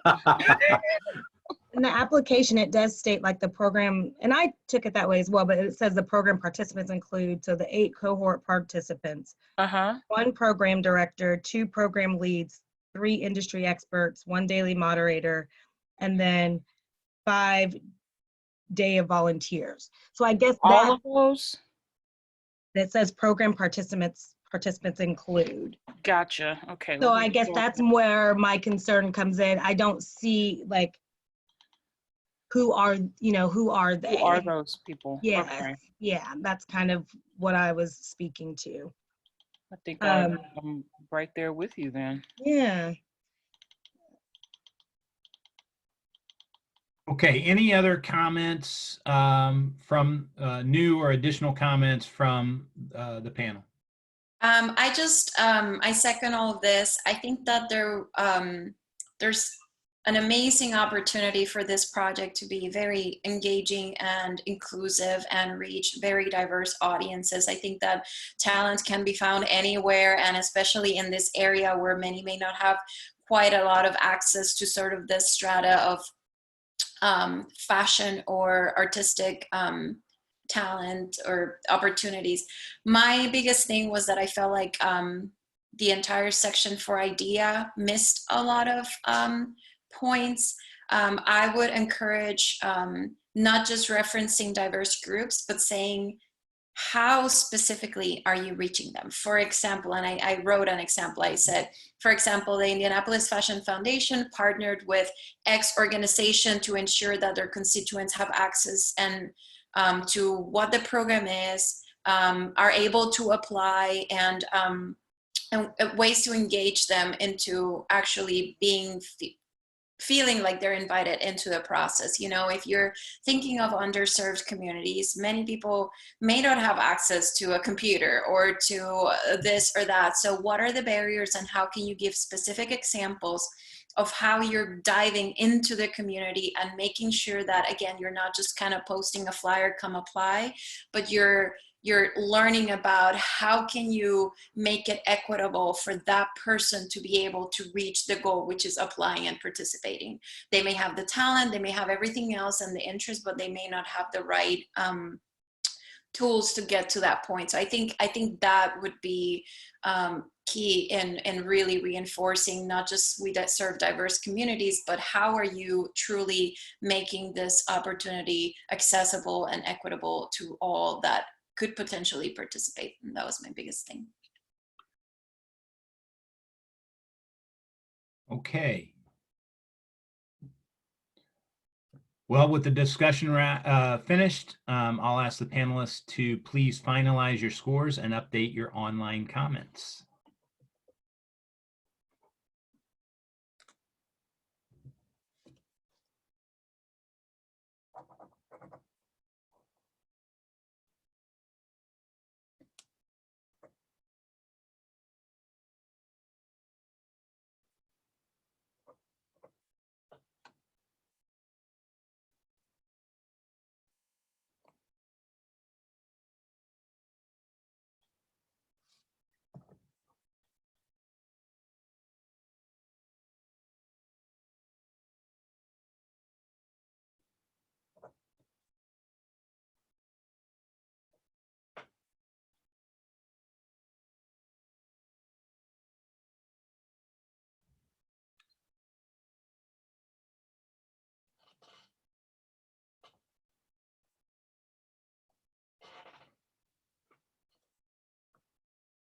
Do we have everybody with their, okay. Oh, 1 second. All right.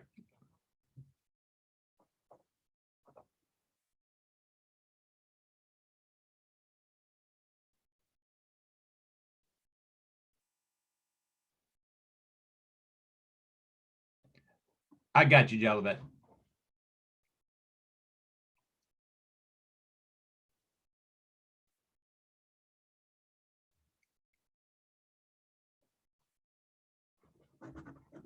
Okay. Ready for the next application? We do have a conflict. Jennifer will be escorted out virtually. And this is the Johnson County Community Foundation. Our first reader is Monica, and our second is Jolivet. Monica, will you begin the conversation?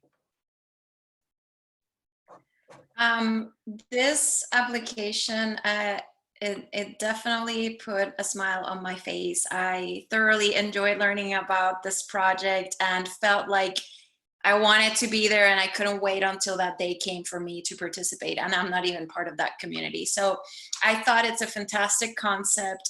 It's from beginning to end. The application is well developed. It brings in the reader and really depicts what is the process from beginning to end, from the artist to all the way to the day that the murals are painted. So I thought that it was very exciting and engaging, and it provided fantastic detail and how each moving part leading up to embraces all of these ideas of, idea and sustainability and inclusion and community. So I very much enjoyed it. I thought the supporting materials were great. The pictures The videos that are on the website, they show you who is going, what are they doing, what do they look like. It was truly fantastic.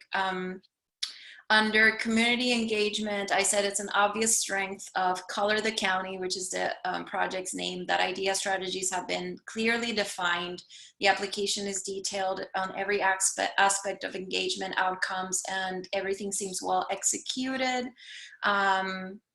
Clear operational capacity to carry out the project. Collaborations seem meaningful and bring about strength to the project, and I really loved this project. That was it. Our second reader is Jo Levette, and I invite her to add new or opposing comments. Great. I would like to ditto. I enjoyed this process, reading this, and I love murals, and you know, I just love engaging with murals. But there was as far as the grant under the community engagement piece, I did not see an evaluation plan for measuring the success of the project, and or if it's there, I would want it to be a little bit clearer. I believe it said something about conversations. I had it pulled up and now it's not here anymore. Let's see. There's something about the how the project would be evaluated is the only comment that I have, and to take another look at that to strengthen that aspect of it. And that's all I have. Okay, we'll open this up to discussion to the panels for any additional or new comments.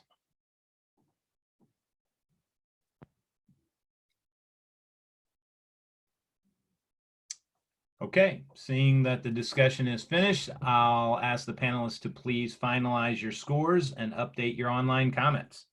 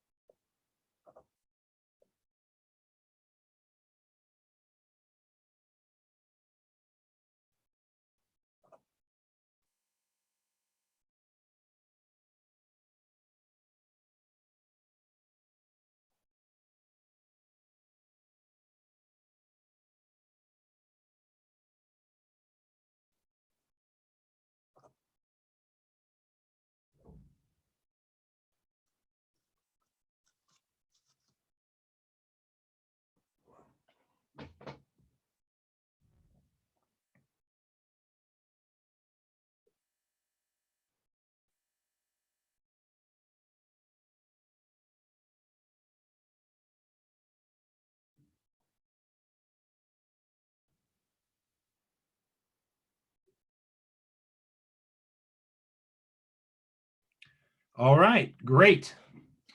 If we could have Jennifer come back in.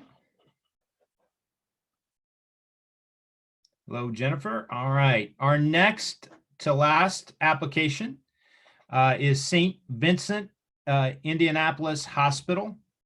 Our first reader is Jo Levette, and our second reader is Merlin. Jo Levette, will you open up the discussion? Thank you very much. I thoroughly appreciate this work, and I'm glad that this work is being done in the community. I think every community needs to have this level of work being done, arts for healing. I think it speaks definitely to a need in our region of the world, of the country of the world. Yes, that's say that much. As far as the community engagement aspects of it, I think that the grant gives us a lot of information to help us basically understand better about how the arts can be used for healing, including the history of the healing arts. And that, I think, provided me with additional information. Even as an artist, I was glad to see the arts being used in this particular way to speak to the body and the mind, and further reaching that holistic aspect of our humanity. And and it reaches all ages, all backgrounds. It seems like no one is excluded. I did, when on the first under artistic thing, it said, I just hope people are not put off because everyone doesn't practice the same faith. The ministry of Jesus as healer, while I can appreciate that, other people who are not Christian or who, have different views may not be as appreciative of that, but I just wanted to make that known. But I think it's understood that the level of the work and what the work's trying to do goes well beyond hopefully what anyone's misgivings might be if just because they don't practice a particular faith. This work seems like it's for everyone who is in need, and that did come across from the grant. So I want to be clear about that. And I have here the main question that I had about this was, there was something that was discussed as far as the evaluation process was concerned. And I was curious to really figure out, and maybe it's in there and other people can help me if I missed it, but if the evaluations are part of medical records, how does that work? And is that a potential issue or problem? Once again, I was burning the midnight oil when I was reading these, so it could be right in my face and I missed it. So someone else, if you have an answer to that question, please help me. Just the concern about medical records and data and evaluations, like how are there limits to what can be said? Are these, how can the feedback based on the money received from the grant, how can that feedback be shared without violating confidentiality and privacy and all of that? And that's all I have. I was just, yeah, I was blown away. The arts therapy department of a hospital and trained staff who deal with the arts and healing. It's just, yeah, beautiful. That's all I have. Okay, I'll invite our second reader, Merlin, to add any new or opposing comments. Oh, yeah. Got it. Thank you. And to kind of further expand on, is it Jolette? Jolivet. Oh God, Are you Jolette. struggling? I was trying to reach from a mute button to help you out. I didn't want to say, I wanted to piggyback off her because I just didn't want to do that.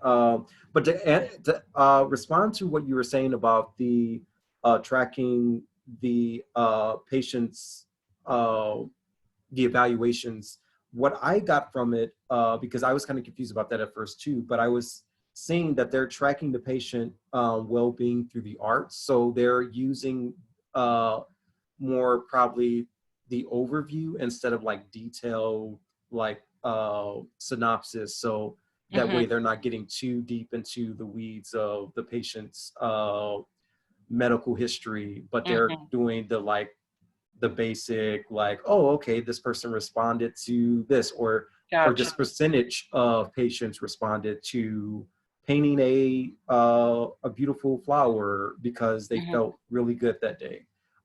So that's how I found of it. And to respond to the Christianity of things, I can definitely relate to that as well. I was a little bit hesitant, but you know, when it comes to like the saints, hospitals and different kind of charitable things, I would assume, but that's just me, that a certain population will understand, since it's St. Vincent, Indianapolis Hospital, that people understand that there's some kind of Christian or religious component. But that's just my opinion. Merlin, I think I just want to interject. I think that you're speaking about the community engagement portion and how they engage with the community related to the religion. But if you could clarify what criteria that has to do with, that would be great. Oh, yep. Sorry, Stephanie. Yes. So I am going off of. If it helps, it was actually in the artistic section that it's mentioned. Yeah. They practice the ministry of Jesus as healer, and that was just a flag, and it just that. I don't think that translates as it's not a negative, so that I can be clear about that. But I'm just concerned about with this being a state state funding and things of that nature. Just want to make sure that how it's put out to the public. And I think what Stephanie said is right. This is, I mean, not Stephanie, but Brother Merlin said is correct.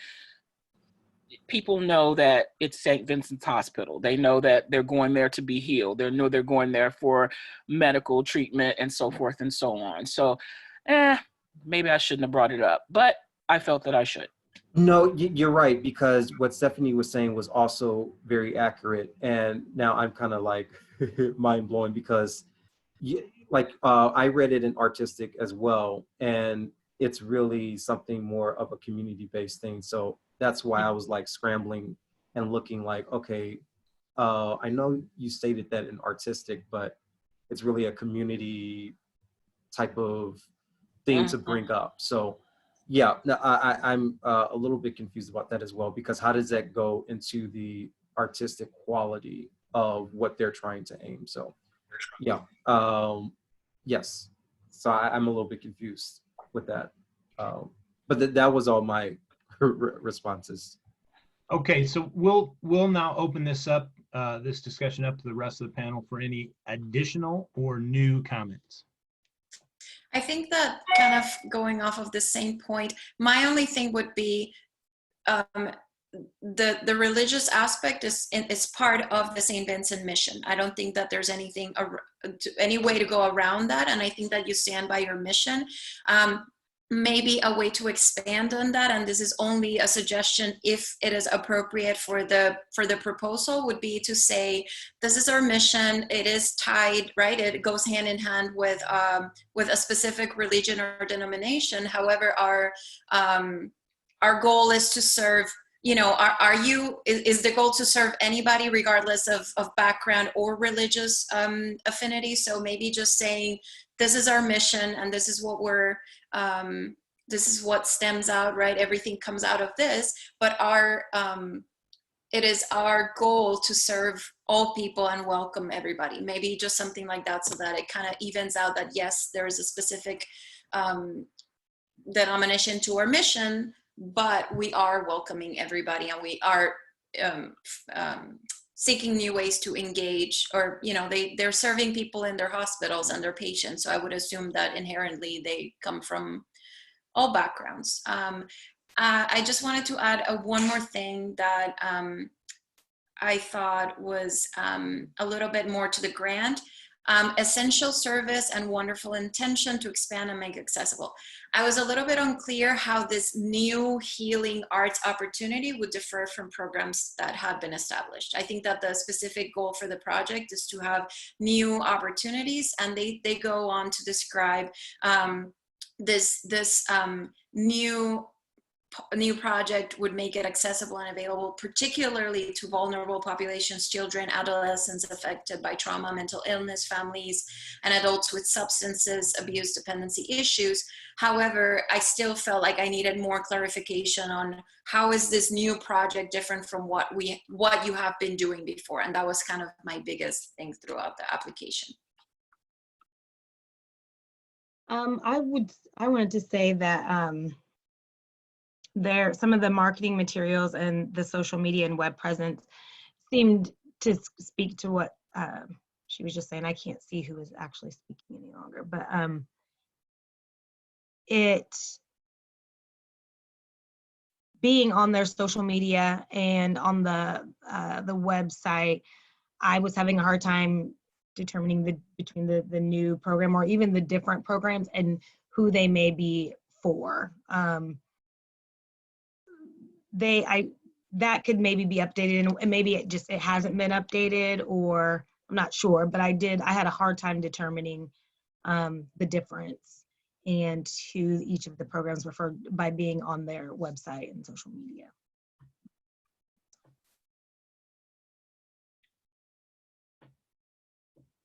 Okay, I think the discussion has finished. I'll ask the panelists to please finalize your scores and update your online comments.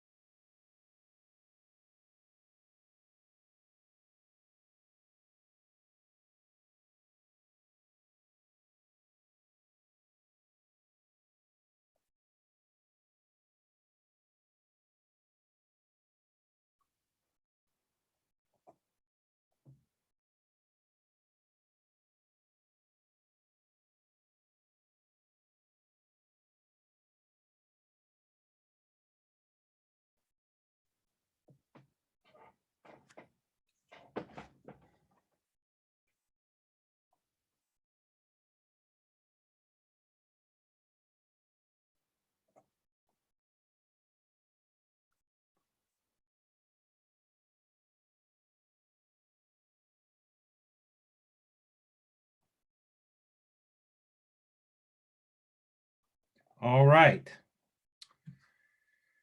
Okay. Okay, we'll move on to our last application of the day. It is the trustees of Indiana University, Spirit and Place. Our first reader will be Selena, and our second reader will be Monica. So, Selena, will you begin the discussion? Yes.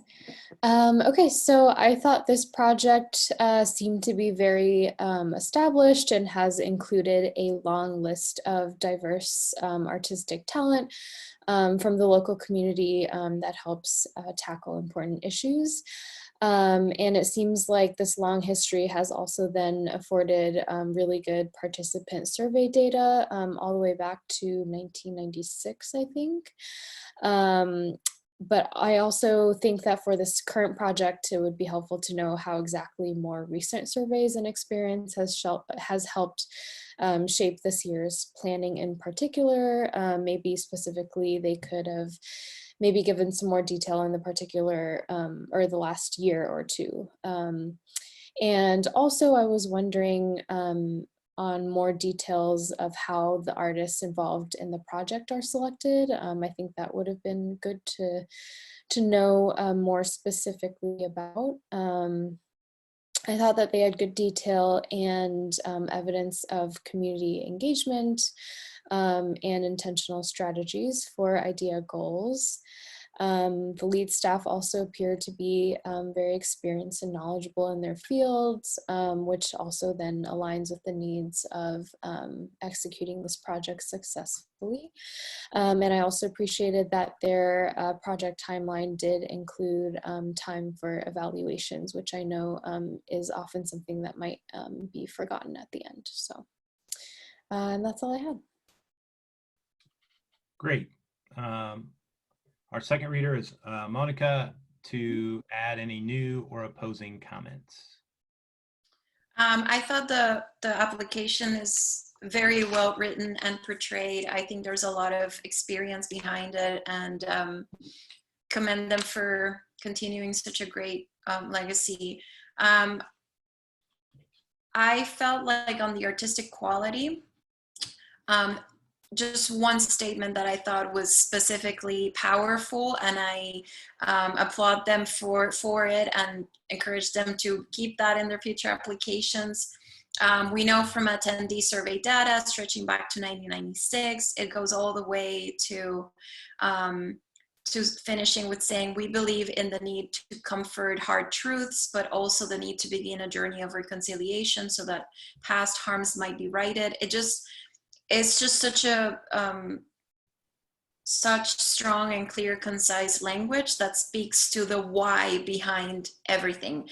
So I think it is clear that they haven't fallen into just a routine that every year we do this and why are, and let's just change the theme and, what the goals are, but rather they're doing it. It seems to be very genuine and coming out from the community and from our needs, and really using the project as a vehicle to fulfill their mission and to further their goals. So I think that was very well done, well developed. And I thought they had a very strong area on methods of evaluation. And I particularly appreciated sort of this multi-tier evaluation method, to gauge impact. They survey participants, they understand how to, participants feel about exploring new ideas.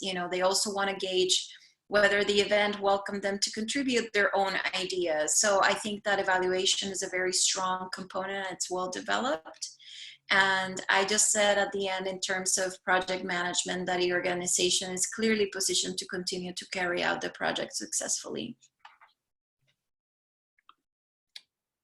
Okay, thank you. We'll now open up the discussion to the panel for any additional or new comments.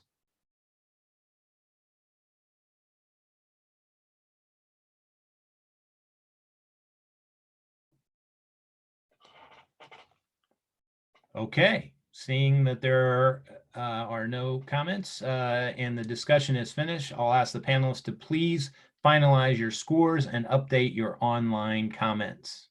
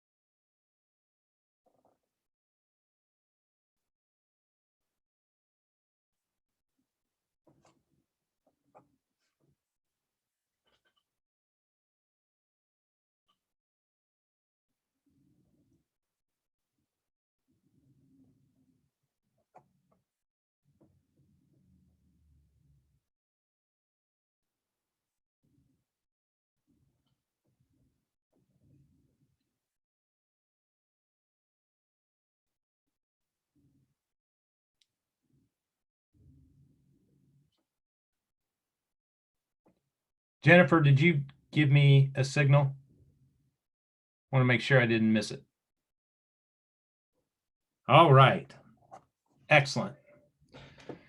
I'd like to thank the panelists and the IAC staff and all the good work that they do. And this concludes the fiscal year 2021 Region 7 Regional Initiative Grant Panel 1. Thank you very much.